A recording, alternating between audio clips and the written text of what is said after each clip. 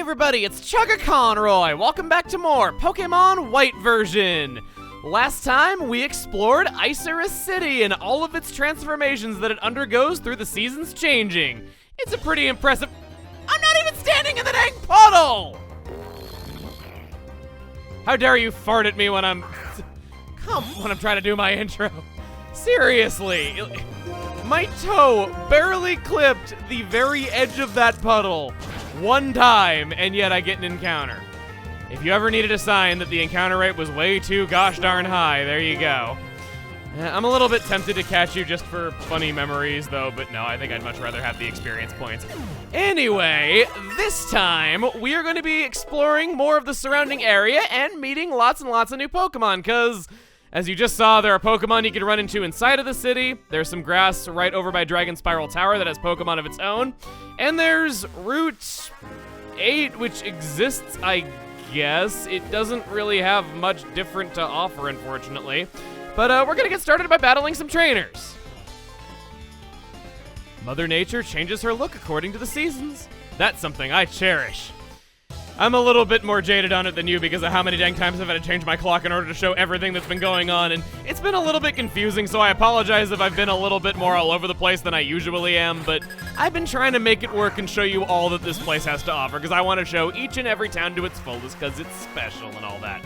Plus, I'm just happy to be here, not only because of the music being great and just liking the main gimmick of the city and concept, but there's also the fact that we've just been fighting a lot of regular trainers and just doing a lot of really short battles again and again and again without having many battles of consequence occurring. It was kind of starting to feel like a little bit of a grind, so I'm kind of happy we just had a happy little town to explore and didn't really have to worry about much of anything. We could just kind of have fun and participate in family-owned game shows, do that sort of thing, and, you know, just kind of see the sillier elements of the Pokemon world and kind of take a break from fighting for a little bit. But I think we're good to go. I think that we should be fine. Gonna go ahead and take you out. You get a jiggle in slow motion. Barely got a little bit of it in there. I thought we were gonna go without seeing that for once. Maractus. It has a nice cry. Go back and listen to it if you didn't know that already, because Maractus is one of my favorite Pokemon cries. It's probably the thing I remember the most about it, actually. Pretty forgettable Pokemon, but at least it's nice to listen to. Level 40, Cryogonal's pretty much caught up, but I think I'm gonna keep training it up. Okay, you seem to cherish nature. Buddy, when I look at you, all I see is an item. Good thing you're not a female Pokemon Ranger, or else people will be drawing parallels that aren't there. Nature changes and Pokemon evolve. How can people change? The mysteries of life that we are seeking the answers to every single day. How can we be more like Pokemon? Ooh, a nugget. I just realized I probably should be selling that to the Ore Maniac. That would be really nice. Gonna throw out my dowsing machine, and we're going to grab the long overdue Max Elixir. Yet another hidden PP restoration item, because the world didn't have enough of those already. Route 8. Nothing more complicated than that. We go over, we got lots and lots of trainers to battle with. Generally in places where it rains, you're gonna find Parasol ladies as trainers. Pretty cute there. And I think the splish splosh sounds, those were your footsteps, weren't they? Well, one of them was. So cute. Well, if you say so. I do have very tiny feet, being canonically like 14 years old. But anyway, enough of you complimenting my feet. Let's finally get started on the Pokemon that we can meet in the surrounding locations.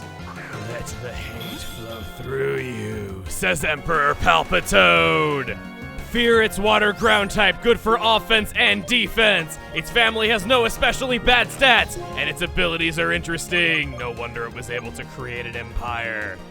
But seriously, note that hydration becomes poison touch when it evolves. I made a mistake by getting this backwards last time by saying Swift Swim becomes poison touch. That's not the case.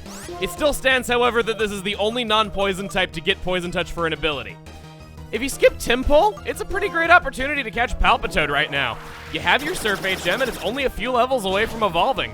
It gets rid of pretty much anything bad about raising Tympole. The only real warning I'd give is that Mudshot and Bulldoze are your only options for ground moves on it for a while. But if you want something a little bit better, found very rarely in Rippling Water only, Seismitoad can appear anywhere from level 15 all the way to 40. Again, I kind of wonder how many level 15 Seismitoads exist in the world. It's data I would really like to know. Anyway, it's powerful and can fight right out of the box. Or ball, actually, with Pokemon terminology. The only real notable difference is that it learns Dig through TM when Palpitoad cannot. Next up, finally the companion Karrablast needs to evolve is yours. Shelmet is kind of a fun Pokemon if you're playing alongside a friend where you raise a Shelmet, your friend raises a Karrablast, and then permatrade with them so you can have a piece of each other on your journeys. But that doesn't actually have anything to do with how good it is. Much like Karrablast, it starts one way and ends up a completely different way. In this case, it is a tank that evolves into an extremely fragile sweeper. In fact, this evolves into the fastest Pokemon in Unova. Shelmet learns many moves that Excelgor does not, but none of them are anything you'd really want on a sweeper. It's stuff like Bite and Curse, so you would lose nothing by evolving right away, and its moves are far better for it in TM and in level up after it evolves. Its starting moves aren't anything to write home about, so I would suggest teaching it those Giga Drain and Focus Blast TMs we got not too long ago. Substitute is another potentially fun option with just how fragile Excelgor is. The big level up moves to look forward to after it's caught are Bug Buzz and U-Turn. After all, if you like sweepers, not only is it gonna hit great with Bug Buzz, but even if its physical attack stat's not that great, it's the fastest U-turn you're gonna find, so it's able to get out after doing some damage and not really have to worry about being so fragile a lot of the time. And Excelgor, I'm saying it for the third time, is very fragile. I cannot overstate it enough. So it's about being sent out at the right moment, taking out nearly any foe before they can even move, and then ducking out with U-turn if it looks unwinnable. Thanks to that playstyle, this is a solid addition to any team that has immunities to bug types' weaknesses. What do we got next?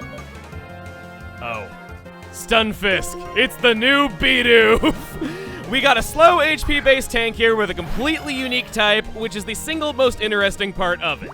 Discharge and Mud Bomb are actually pretty solid starting moves, but seriously, stick that Thunderbolt TM on it right away. It's one of the few decent Pokemon at actually using the dang thing. Out of the two abilities, you know Static is better on an especially slow tank. Limber is utterly useless unless you change its type through a move like Camouflage because it can't even be paralyzed in most circumstances anyway. Overall, Stunfisk's whole shtick is true to its name, stunning the opponent. It has a 30% chance of foes getting paralyzed if they hit it with a physical contact move, 30% chance of paralyzing with Discharge, or a 10% chance with Thunderbolt, whichever you prefer, 30% chance of lowering accuracy with Mud Bomb, and a 30% chance of lowering accuracy with Muddy Water. It may not evolve or be especially good, but it's certainly not a generic or horrible Pokemon. A tank based around the concept of making the opponent have to roll the dice every turn is at least an interesting concept if you've never tried it before and just happen to feel lucky. Honestly, even though it's not great, I think a lot of people underestimate the electric farting potato. That's everything right next to us, but we paid a brief visit to Dragon Spiral Tower, and there were some Pokemon unique to that place as well. I don't get why they couldn't have had unique encounters on Route 8 from Icirrus City, but that's how it is. Of these such Pokemon, only found in winter is Vanillish. Right off the bat, I'm gonna be honest, a lot more viable than Vanillite. Evolves very quickly, it can come with Ice Beam, which is pretty helpful in a lot of upcoming fights, and we have the Flash Cannon TM for it already. Pretty much all of its best stuff is right there right now, and of course, Ice type isn't the best to be, but hey, at least it's better than Beartic. Oh, it's you. How does anything suck this bad? Okay, no, I'm just kidding. It's in much better shape than Cubchoo, at least. Though that's not really saying a whole lot in the grand scheme of things, it does come knowing Icicle Crash and can learn the Waterfall HM, so thankfully it has moves that it can use. But it's still a pure Ice type with almost no speed, and even though its defenses are decent, it's not going to be able to do much because of that, and its ability isn't really worth anything either. On to greener pastures, or grayer pastures in winter, Sawsbuck. We've seen Deerling already, and I will happily repeat myself a little bit there because it deserves the praise all over again. This is the epitome of having a ton of weaknesses and being hard to add to the team, but has a lot going for it if you can make it work. Decent attack, pretty fast, and Sap Sipper's a great ability. And the moves, oh man, the moves, they're even better than they were before. Mega Horn from Heart Scales now. Jump Kick, Horn Leech, get same type attack bonus from return. Does not require any further discussion. And for more general purposes, at all times of the year, you can find Mienfoo. This is a Pokemon that I don't know what to feel about, so I'll just give you the hard facts. Immediately, you can see that it takes so long to evolve that you're barely going to get any enjoyment out of using it. Once evolved, it's one of the fastest Pokemon around and has surprisingly good special attack for a fighting type, allowing it to go mixed. Furthering this, between having high speed, Drain Punch, U-Turn, and having Regenerator for its ability to heal 1/3 of its max HP upon switching out, it's self-sufficient and can withstand a lot more than you would think from just looking at its defensive stats. There's a lot of good, but also a lot of bad. I think it'll come down to asking yourself if Mienfoo itself looks workable more than whether or not you want its evolved form. Moving on to Dredd, this is a Pokemon that perfectly embodies the rating of pretty good but outclassed. It's more bulky than the Axew family and still has some pretty great attack, but it's slower and it's not going to be able to sweep through teams quite like the competition does. Though, I will give it points for being a good user of the sheer force ability and having a lot of moves to take advantage of it. Both abilities are good, but my preference in ability is this because it comes with Crunch, which triggers it in return for no chance of it lowering defense. It's also one of very few Pokemon that's a great user of Rock Climb instead of Strength or Return, due to it normally having a chance of confusing the opponent. Plus, that Rock Slide TM that we got works great on it for the exact same reason in return for no flinch chance. Basically, it's a bulkier, slower Axew with 2 good abilities. Dredd is not horrible by any stretch, but its competition is just so high up there with the greats that it is outshined if only by a little bit. I'd recommend it if you want a physical dragon but don't want to use Axew for personal reasons, or if you just like Dredd. And we're back. 2 things of importance is this shy little lady hiding behind this sign. Don't be shy. That's right. Yeah, you need to listen to me. I find rocks and then I give them to people. That's my simple life. You rock. Here, I'll give you the smooth rock I found this evening. Smooth. That increases the number of turns that Sandstorm is effective for from 5 turns to 8 turns. Yeah. If you like rocks, come back tomorrow.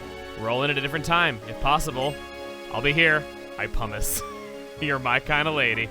And the shyness just kind of adds to your appeal. Maybe I am actually hitting on everyone. Never mind. I just mean she's cute, okay? Apparently some of us are working in Dragon Spiral Tower, which is close to Icirrus City. You felt the need to repeat that so I can hear it. And so they're just repeating the same words back and forth to each other over and over again in an endless loop, never moving from that spot. It's like they're broken robots or something like that. Moving right along, we got an Ultra Ball, and while we were exploring the route, we got a Tm4 Facade. That is a physical normal type move. I believe it's normally 70 power, but its power is doubled if you're inflicted with a status ailment. Yep, I'm exactly right. Didn't need to see that at all. I just felt the need to show it on screen as a visual aid because it was a good design choice. Welcome to more of Icirrus, which is probably the most fitting name this place could have because it has all of the same encounters in it and nothing really all that new or exciting. It is quite literally more of Icirrus. I'm going to not pick up an item. Yeah, this place isn't really, like, good for any sort of encounters or catching any Pokemon or anything of that sort. Mainly what it is items and trainer battles. And the items and trainer battles that you have access to is dependent on what season it currently is. There's a lot of hidden items which can make it very frustrating to navigate because your dowsing machine is telling you to go every which way but up at the same time. Max Revive, shoot! Alright, well, that got me to stop complaining. Hello! Pokemon trainers nurture friendship with their battles. I kind of do feel like, okay, normally I would have actually explored this area in winter because it might have been hailing and that would have helped out Cryogonal a lot as it's the one type that's immune to hail. Plus we could have bought the Blizzard TM and just wreaked havoc on everyone and for some fun. I chose to not go that route purely just because there's more items to grab in the non-winter months. And I just kind of wanted to make things a little bit more efficient in that way, so whenever we'd have to run through here a second time to show them for the other seasons, slash. No, keep hold moves. On that note, Cryogonal is weird. Well, you don't need me to tell you that, but its moves are very fitting of its very strange appearance. Cryogonal learns tons of good physical moves that it has no business using whatsoever. If you don't believe me, it's one of those rare elusive Pokemon that actually learns the Acrobatics TM, but not through level up. It's a very strange choice to have it do that. I'm gonna switch to Rock because Alamamola is gonna do crap all for damage. Just keep soaking it.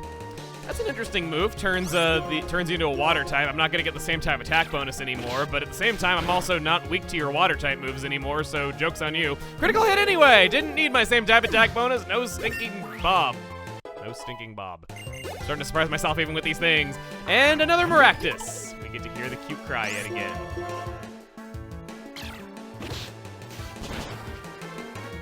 Down it goes. Chloris, feeling a defeat.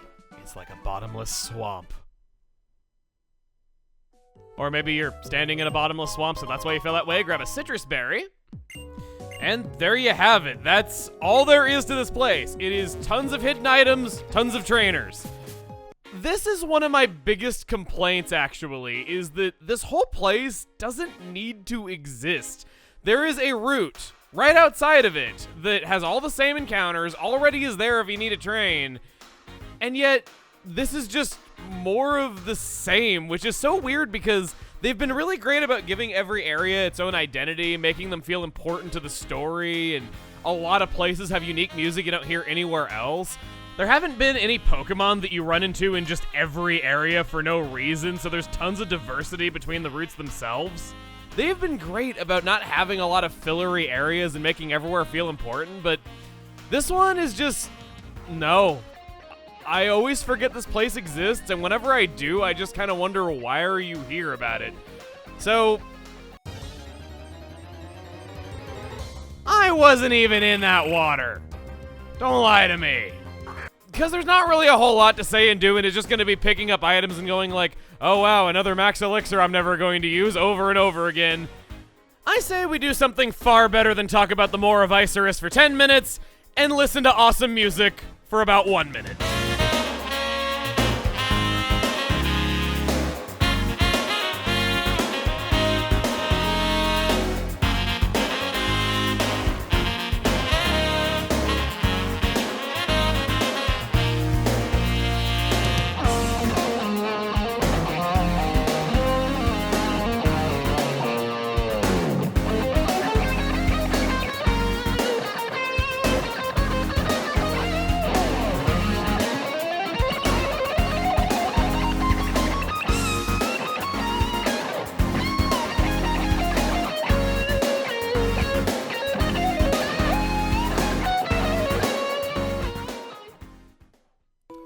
Visiting in winter. Wow. For a place I said was absolutely dreadful when it wasn't. When it's. I'm at a loss for words, so I'm just gonna say it's really pretty. That's all I can really muster.